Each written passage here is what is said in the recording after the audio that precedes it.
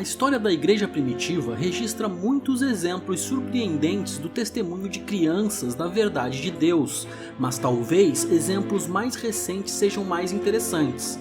Em O Livro dos Mártires, CPAD, John Fox conta que quando Lawrence foi queimado em Colchester, foi levado à fogueira em uma cadeira, porque, pela crueldade dos papistas, ele não conseguia manter-se de pé. Nesse episódio, várias crianças vieram correndo à fogueira, clamando, como também a falar: Senhor, fortalece o teu servo e cumpre a tua promessa. Deus respondeu à oração, pois Lawrence morreu tão firme e calmamente quanto alguém pode desejar dar o último suspiro. Quando um dos capelães papistas disse a George Wishart, o grande mártir escocês, que ele tinha demônio, uma criança que estava por perto clamou: um demônio não pode falar palavras como este homem fala. Outro exemplo, ainda mais próximo de nossos dias. Em um pós-escrito de suas cartas, nas quais detalha a perseguição por pregar o evangelho em Moorfields, George Whitefield diz: não posso deixar de acrescentar que vários meninos e meninas gostavam muito de sentar-se à minha volta, no púlpito, enquanto eu pregava, para poderem me passar os bilhetes das pessoas. Embora fossem frequentemente atingidos por pedras, ovos, sujeira, etc., que eram jogados à minha pessoa, jamais desistiram de me ajudar. Antes, pelo contrário, toda vez que eu era atingido, erguiam os pequeninos olhos lacrimejantes como que desejando receberem os golpes que eu recebia. Deus fez dessas crianças, quando cresceram, grandes e vivos mártires para aquele que, da boca das crianças e dos que mamam, suscita força. Aquele que se deleita com os cânticos dos anjos se agrada em honrar-se aos olhos dos inimigos pelos louvores das crianças. Que contraste entre a glória sobre os céus e a boca das crianças e lactentes. No entanto, por ambos o nome de Deus é admirado. No fim do pequeno e excelente manual intitulado O Sistema Solar, escrito por Thomas Dick, encontramos uma passagem eloquente que belamente expõe o texto. A pesquisa do sistema solar tem a tendência a minorar o orgulho do homem e a promover a humildade. O orgulho é uma das características distintivas dos fracos e tem sido uma das principais causas de todas as disputas, guerras, devastações, sistemas escravistas e projetos ambiciosos que devastam e desmoralizam o nosso mundo pecador. Contudo, não há disposição mais incongruente ao caráter e circunstância do homem. Talvez não haja seres racionais em todo o universo entre os quais o orgulho fosse mais impróprio ou incompatível que no homem, levando em conta a situação na qual ele é colocado. Ele é exposto a numerosas degradações e calamidades e, no fim, tem de descer à sepultura para que o corpo tenha de tornar-se companheiro de vermes. Os mais dignos e altivos dos filhos dos homens são sujeitos a degradações como estas e outras semelhantes, como também os piores homens da família humana. Quando certos argumentos e motivos produzem pouco efeito em certas pessoas, não há consideração que tenha a mais poderosa tendência a contrariar esta tendência deplorável nos seres humanos do que os argumentos e motivos dos objetos ligados à astronomia. Mostram-nos que ser insignificante, que mero átomo o homem parece entre a imensidão da criação. Embora o homem seja objeto do cuidado e misericórdia paterna do Altíssimo, ele não passa de um grão de areia em relação à terra inteira, quando comparado às incontáveis miríades de seres que povoam as amplidões da criação. Deveríamos estar prontos a exclamar com Sêneca: é a esta manchinha que estão limitados os grandes desígnios e enormes desejos dos homens? É por causa disso que as nações se perturbam tanto, que haja tanta carnagem e tantas guerras ruinosas? Que idiotice os homens enganados imaginarem grandes reinos à circunferência de um átomo, levantar exércitos para decidir um ponto da terra com a espada. Há uma glória de Deus a ser vista na criação, mas na redenção há manifestações particularmente brilhantes. Na criação não houve oposição. Quando Deus formou este mundo, não havia forças contrárias para lutar contra ele. Ele falou e tudo se fez. O absoluto nada não foi um obstáculo para a criação no princípio. Nem o caos e a escuridão foram forças de resistência na formação posterior do mundo. Haja luz, disse Deus, e houve luz. Ele fala a vida e as coisas vivem. nenhum traço de rebelião é visto. É no campo das coisas morais e espirituais que se encontra o inimigo, e aqui está uma obra digna de Deus: derrotar este inimigo e silenciar a voz do mal que amaldiçoa os filhos dos homens. É ao vencer a oposição das forças do mal que Deus obtém para si uma glória mais notável do que a que ele obtém pelos maiores feitos de poder criativo. Sabemos quem são os inimigos. Não são eles a semente da serpente? Não são os homens deste mundo os filhos das trevas? Os inimigos de Deus são todos os homens que não foram renovados no espírito de suas mentes. Todos os que não foram transformados das trevas para a luz e do poder de Satanás para Deus.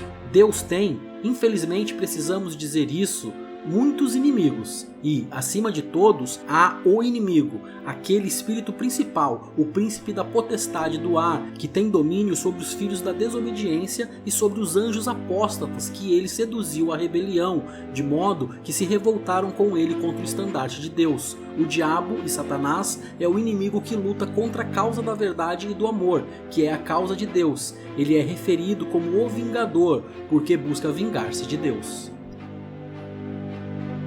Sempre há uma batalha tremenda entre o bem e o mal, entre Deus e este vingador e os poderes malignos associados a ele.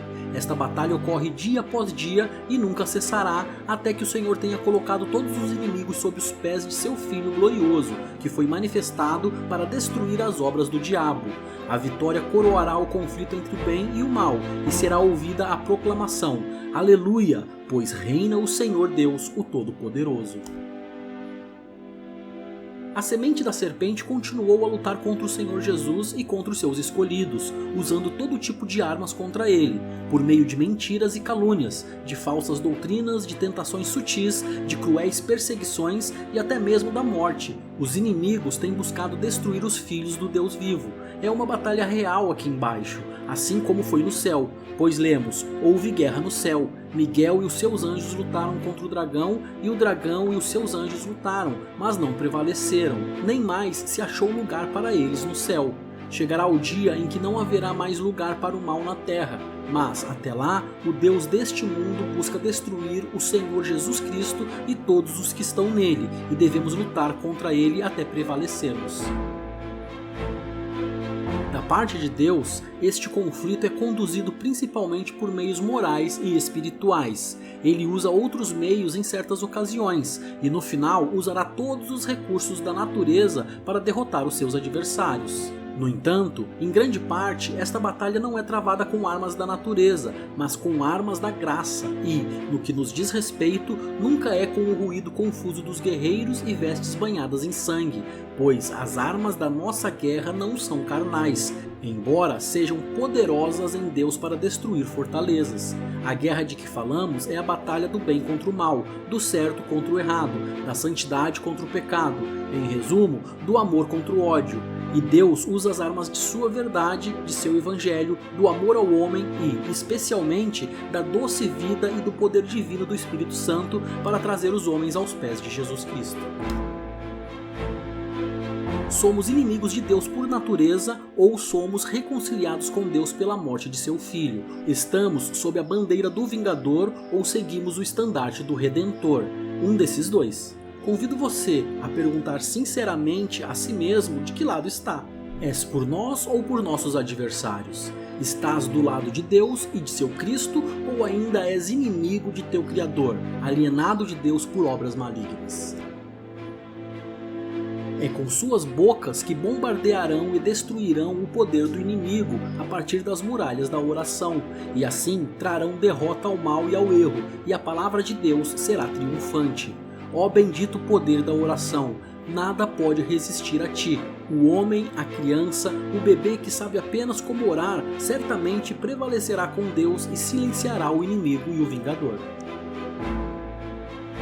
O inimigo não teme nada tanto quanto o testemunho do Evangelho, porque ele sabe que agrada a Deus salvar os que creem pela loucura da pregação. Sob a categoria de testemunho, incluo todos os tipos de discursos sobre nosso Senhor Jesus e o Evangelho da nossa salvação, seja vindo das bocas de homens, mulheres ou crianças. O testemunho de Jesus é força, por mais fraca que possa ser a voz que o profere. Quem quer que publique a salvação de Jesus Cristo com sua boca está ferindo o inimigo. Quando aqueles que temem ao Senhor frequentemente falam uns com os outros sobre a glória de Deus, quando eles contam repetidamente a velha história de Jesus e seu amor, então Deus, das bocas humanas, silencia o inimigo e o vingador. Gostaríamos de ter visto o pequeno George Whitefield quando começou a balbuciar. Quem teria pensado que a boca de tal jovenzinho, no fim, incendiaria duas nações com sua zelosa declaração da verdade? Eu gostaria de ter visto John Wesley quando ainda era uma criança, no colo daquela mulher notável, a mãe dos Wesleys. Quem imaginaria que ele despertaria as massas como fez? Das bocas do pequeno George Whitefield e do pequeno John Wesley, dessas duas bocas de crianças, como o Senhor grandemente feriu o adversário. O adversário, ser vencido por um behemote ou leviatã poderia deixá-lo furioso, mas ser ferido por bocas de crianças faz com que você morda o pó em total desonra. Seu filho é a palavra, mas essas bocas fornecem as vozes pelas quais a palavra é proclamada nos ouvidos dos homens. Jesus não é conhecido a não ser por meio de seu povo. Eles são seus arautos que clamam: eis o Cordeiro. Essa agência é poderosa em Deus e foi ordenada para ser assim, pois está de acordo com o decreto divino que da boca de crianças e lactentes proceda a força. A palavra de Deus, ainda que falada pela boca mais frágil, é força essencial, uma coisa de majestade e poder. Homens e mulheres com coração de criança, de espíritos simples, honestos, confiantes e amorosos são os escolhidos de Deus. Aqueles que são tão sábios e sabem tanto que se sentem compelidos a criticar, questionar e levantar dúvidas vãs, estes não são os eleitos de Deus.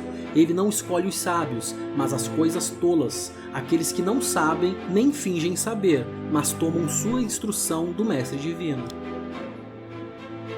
Os que são considerados sábios não louvam tanto, preferem criticar em vez de agradecer. Estão sempre criticando o tempo. Se é bom para os nabos, é ruim para o trigo. E se está seco para o feno, é muito seco para outra coisa.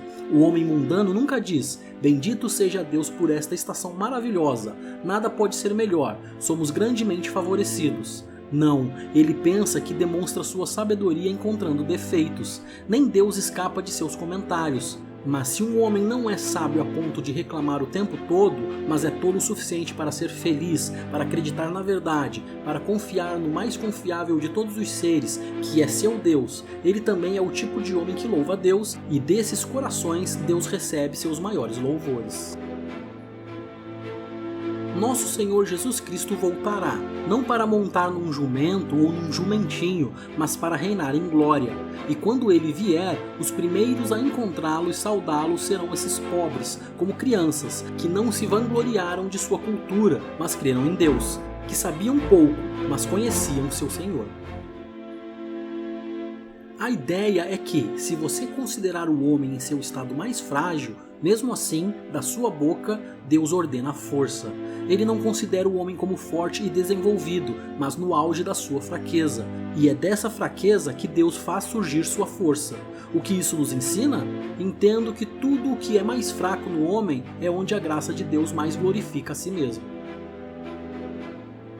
Satanás, sem dúvida, é cheio de desprezo pelo homem ao olhá-lo e compará-lo consigo mesmo. É esta criatura que será colocada sobre todas as obras das mãos de Deus, feita de terra e água, fosfatos e metais? Eu sou muito mais nobre que ele. Não posso eu reluzir como o relâmpago, enquanto ele rasteja pelo mundo em busca de graça? Sim, mas aqui está a glória do conflito e da vitória de Deus. O Senhor planeja vencer o príncipe do mal através de uma criatura pobre como o homem, que é apenas de ontem e é esmagado antes de uma traça.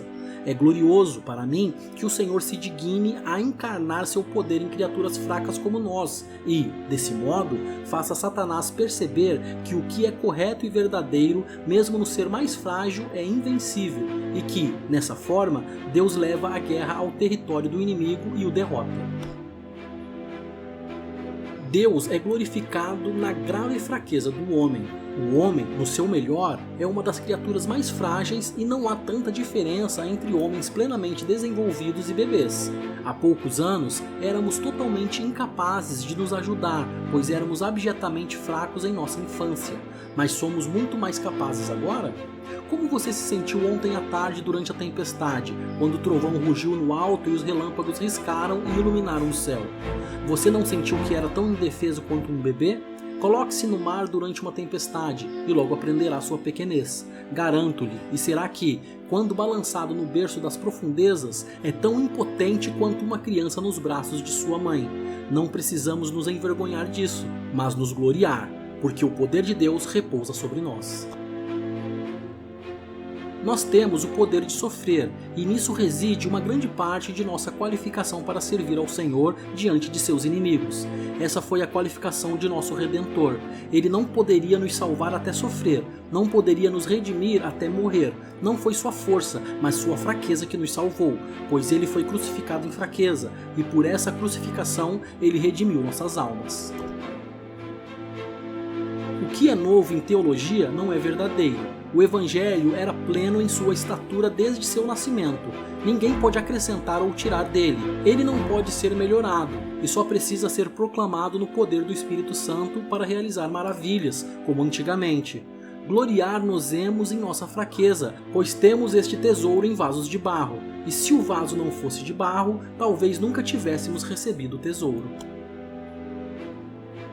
Desejei muitas vezes ser criança novamente, e desejei nunca ter ouvido falar da existência de um questionador. Aqueles livros elegantes da escola ampla que vieram da Alemanha anos atrás, mas que agora produzimos em casa, é uma pena até mesmo ter visto a encadernação deles. Até doutores em divindade nos favorecem com negações da inspiração plenária e auxiliam nesse tipo de trabalho de minar a fé. Eles podem ficar com todos os seus livros, contanto que possamos ficar com nossas Bíblias, e Deus nos dê firme fé nele. Se conhecermos Jesus e reclinarmos nossa cabeça em seu peito, os eruditos podem especular à vontade.